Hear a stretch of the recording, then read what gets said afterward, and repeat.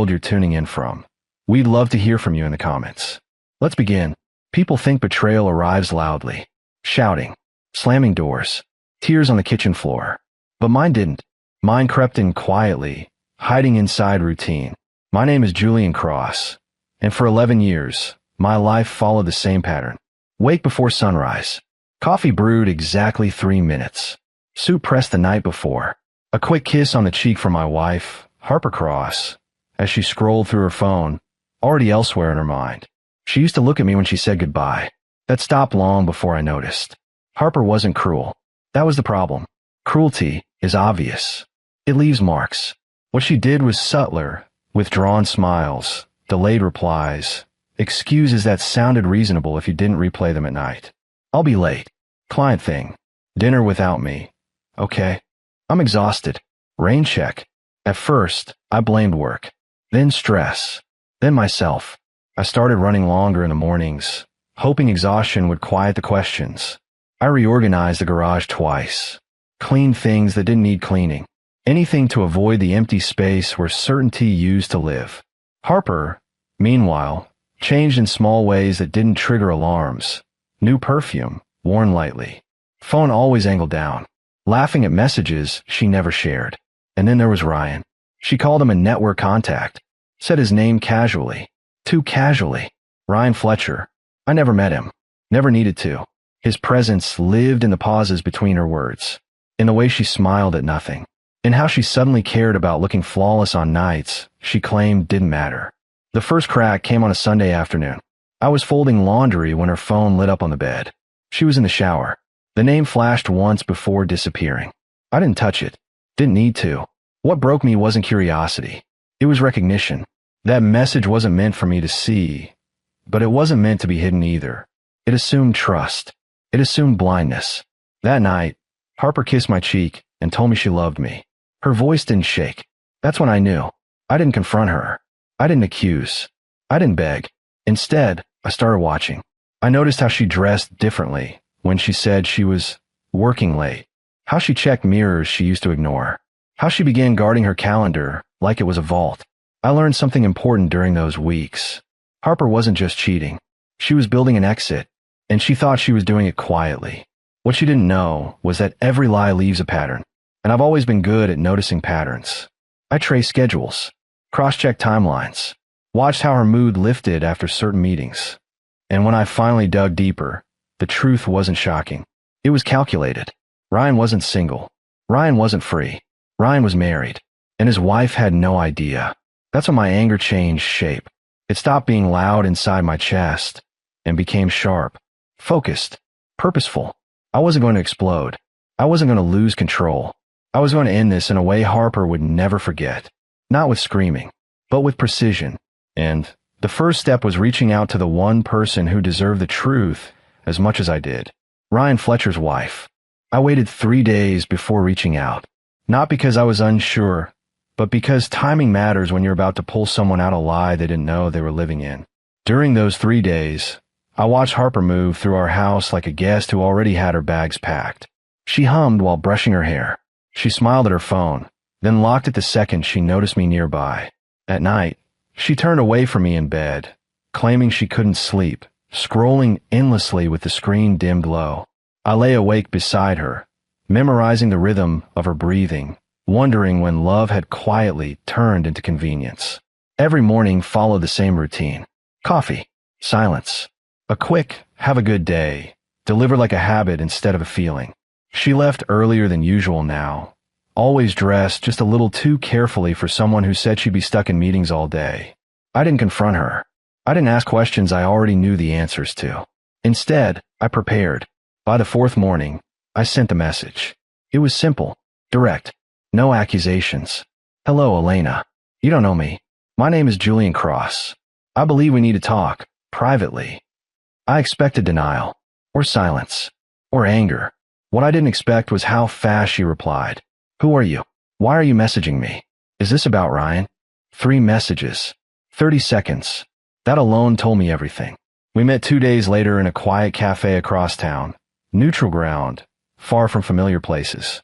Elena Fletcher arrived early, sitting rigidly at a corner table, her hands wrapped around a mug she hadn't touched. She looked composed, but her eyes kept darting to the door. She wasn't dramatic. She wasn't loud. She was careful, the kind of woman who trusted deeply and would be shattered deeply. I didn't ease into it. I'm married to Harper Cross, I said calmly, taking the seat across from her. She's been seeing your husband. Elena didn't flinch. She exhaled slowly, as if something heavy had finally been set down. How long? She asked. I told her the truth. Dates. Patterns. How long the lies have been growing. I didn't embellish. I didn't soften it either. Lies thrive on vagueness. Truth needs clarity. She listened without interrupting, her fingers tightening around the mug until her knuckles went pale. I knew something was wrong, she said quietly. He changed. Not in obvious ways. Just distance. Like he'd already left. Her voice cracked once. She recovered quickly. What do you want from me? She asked. I met her eyes. The truth. And a clean ending. That's when I told her my plan, not in detail, but in principle. No shouting. No public scenes. No chaos. Exposure through paperwork. Through facts. Through calm. The kind of ending that leaves no room for rewriting history. Elena was quiet for a long time. When she finally nodded, it wasn't hesitant. Then let's do it right, she said. Together. From that moment on, everything shifted. Harper didn't notice the change in me at first. She assumed my silence was resignation. That I was drifting, emotionally shrinking, making it easier for her to justify what she was doing. She was wrong. I became sharper, more present. I listened when she talked, nodded at the right moments, smiled when expected. I played my role perfectly. Inside, though, I was rebuilding myself. I stopped asking why she did it. That question only drains you. Instead, I asked what kind of man I wanted to be after this was over. I wasn't interested in winning her back. I was interested in reclaiming my dignity. Meanwhile, Harper's confidence grew. She stopped hiding as carefully, took longer to respond to texts, started working late too, sometimes 3 nights a week. She began treating me like a safe place to land between thrills, predictable, dependable, unaware. She even said it once, without realizing how cruel it sounded. You're so steady, Julian, she told me over dinner one night. I don't know what I'd do without that. I smiled and cleared the plates. Steady, she thought, meant weak. Ryan, on the other hand, was unraveling. Elena shared things carefully. Nothing invasive, nothing excessive, but enough to confirm what I suspected. He was growing careless, arrogant, comfortable. Men like him always do. He talked about the future with Harper while assuring Elena that work was just stressful.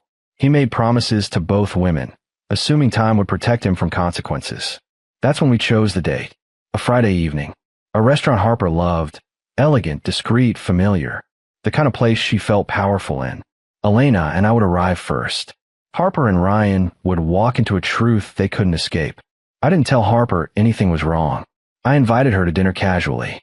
Let's go out Friday, I said one morning. Just us. We've been distant. She hesitated, just for a second. Then she smiled. Sure, that sounds nice. That pause told me everything. The night before, she stood in front of the mirror longer than usual, choosing her outfit carefully. She kissed me before bed, lingering just a little too long. Guilt, I realized, often masquerades as affection. I slept deeply that night, calmly, because when you've already mourned something, confrontation loses its power. The next evening, I buttoned my jacket, checked my reflection, and felt something unexpected. Not anger. Clarity. This wasn't about humiliating her. It wasn't about revenge fueled by rage. It was about ending a chapter cleanly and walking away stronger than I entered. And Harper had no idea that by the time she sat down at that table, her carefully constructed double life would collapse, quietly, completely, and permanently. The restaurant glowed with that soft, flattering light that makes everyone feel a little more important than they are. Elena and I arrived first. She looked composed in a dark blue dress, elegant without trying too hard. There was no bitterness in her expression, just resolve. The kind that comes from someone who's already grieved privately and decided not to beg anymore. We didn't speak much while we waited. Words felt unnecessary now. Everything that needed to be said was already set in motion. I ordered sparkling water. She did the same.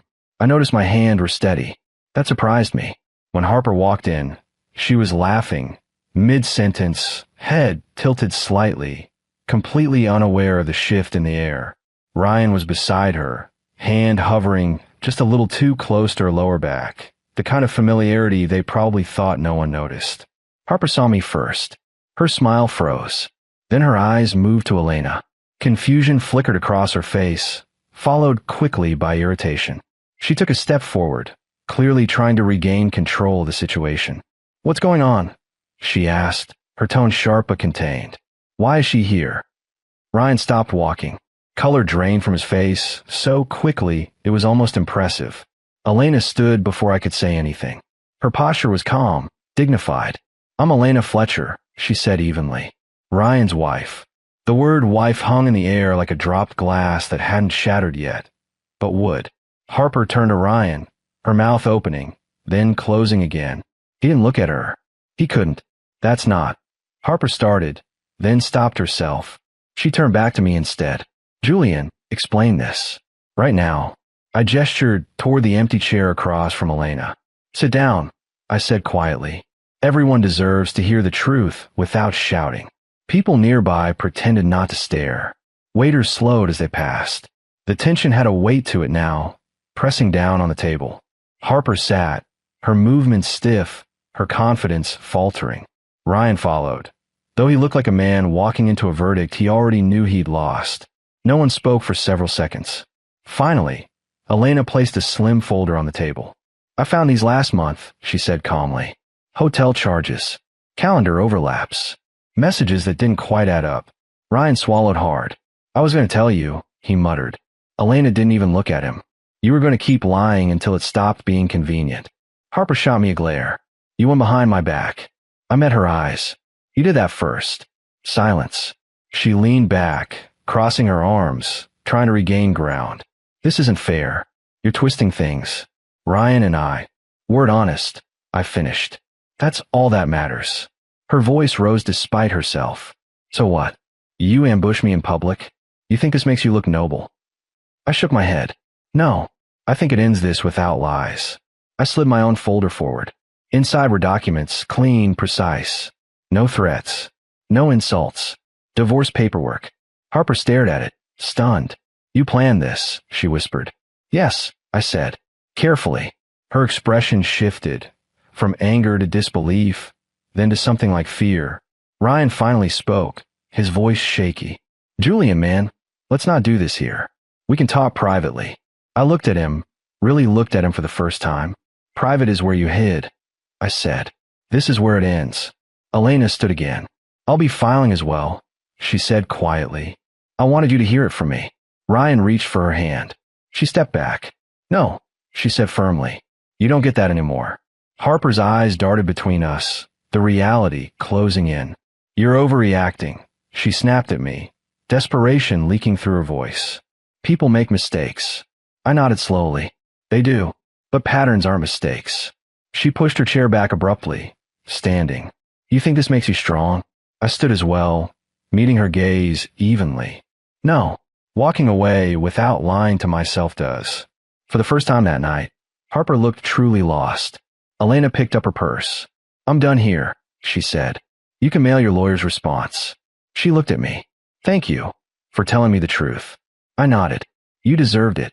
As she walked out, Ryan slumped back into his chair, hands covering his face.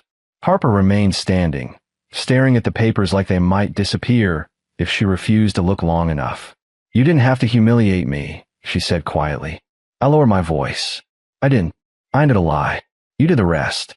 She grabbed her coat and stormed out without another word. I stayed seated for a moment longer, letting the noise return to the room. The clink of glasses. Soft conversation. Life continuing, indifferent to broken promises. When I finally stood, I felt lighter than I had in years. Not because I'd won, but because I was free. The silence after the storm was unfamiliar. Not empty, just quiet in a way that felt earned. The apartment felt larger when I returned that night. No tension humming through the walls. No footsteps pacing while pretending everything was fine. I set my keys down, loosened my jacket, and stood there for a moment, breathing in the stillness. For the first time in a long while, my chest didn't feel tight. Harper didn't come home. She sent one message just after midnight. I need time. I didn't reply. Time was something she'd taken without asking. I wasn't going to chase it anymore. The next few weeks passed with a strange clarity. Conversations with lawyers were short, factual. No arguing over memories. No rewriting history. Just decisions, clean and final.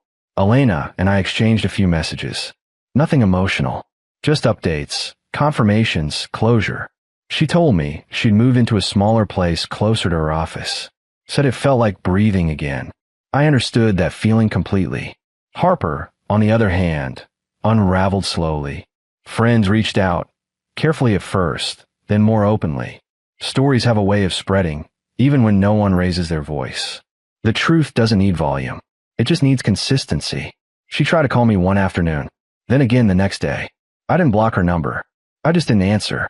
Not out of cruelty, but because I finally respected myself enough to stop reopening wounds that were already healing. One evening, weeks later, she showed up at the apartment unannounced. She looked different, smaller somehow, less polished. The confidence she once wore like armor was gone. I didn't think you'd really do it, she said quietly, standing in the doorway. I did, I replied calmly. She swallowed. Ryan isn't who I thought he was. I nodded. That's usually how it goes. She looked around, taking in the space, the changes I'd already made. You're doing okay. I am, I said honestly. She hesitated, then asked, did you ever think about giving me another chance? I didn't answer right away. Not because it was hard, but because the truth deserved care. I thought about who I became when I ignored my own boundaries. I said, and I don't want to be that person again. Her eyes filled, but she didn't argue. That told me everything. After she left, I sat by the window, watching the city lights blur together. I wasn't angry. I wasn't triumphant. I was steady, and that was better than revenge. The months that followed were quiet but purposeful. I returned to routines that felt like mine again. Morning runs without headphones. Cooking meals I enjoyed instead of compromising. Calling friends I'd neglected while trying to hold together something already broken. I didn't rush into anything new. Healing isn't dramatic. It's repetitive, gentle, honest. One afternoon, I ran into Elena by chance at a bookstore. We exchanged smiles, a brief conversation about nothing important. She looked peaceful. So did I. As I walked home, I realized something important. The real victory wasn't the dinner. It wasn't the papers. It wasn't watching lies collapse under their own weight. It was choosing clarity over chaos, choosing dignity over destruction, and choosing to walk away without carrying bitterness into whatever came next. That night wasn't the end of my story. It was the moment I finally stopped living inside someone else's deception and started living honestly on my own terms. And that was enough.